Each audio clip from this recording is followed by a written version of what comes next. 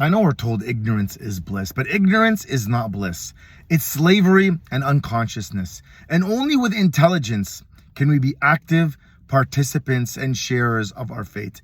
This is a famous quote from an American philosopher, John Dewey, from the 19th century. And another famous American needs to hear these words, Joe Rogan from 2026. He can no longer play the part of the ignorant stand-up comic. He can have any expert on his show any day of the week for 3 hours. Either he's disinterested in what's going on in the Middle East, or simply doesn't know, or is too cowardly to say the truth. For any of those three reasons, when he has Theo on the show and Iran comes up, just stay quiet.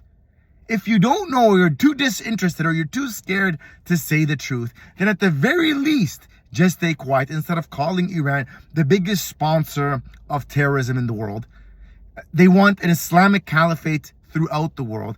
These are simply things that are not true. And he can have any guest on the show that's not all familiar with these topics and denounce those famous talking points. And the thing that's annoying about Joe Rogan is we all know that he knows the truth, but he likes to pretend to be ignorant. And at times, he makes his guests say what he truly thinks, and he kind of just walks him into that answer with his questions.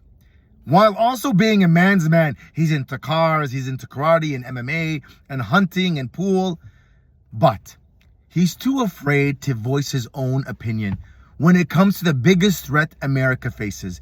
Obviously, it's a topic of interest to him because it comes up on his show from time to time. But if he's too afraid to express his point, at least be brave enough to stay quiet rather than use the talking points that Zionists use in order to make America do its bidding overseas. Watch this clip and you'll see what I'm talking about. Yeah. Gaza. Yeah. And I'm not jumping on you. Iran is war. That's war. Iran's a real enemy. You know, it's a different... Are they enemy to America? Well, what they are is the largest country in terms of like state-sponsored terrorism. They're the largest sponsor of terrorism. But also, you got to think why.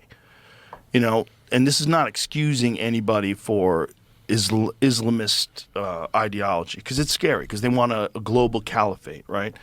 They're radicals. But you got to go back to what happened in that country. And if you go back to what happened in that country, they tried to nationalize oil.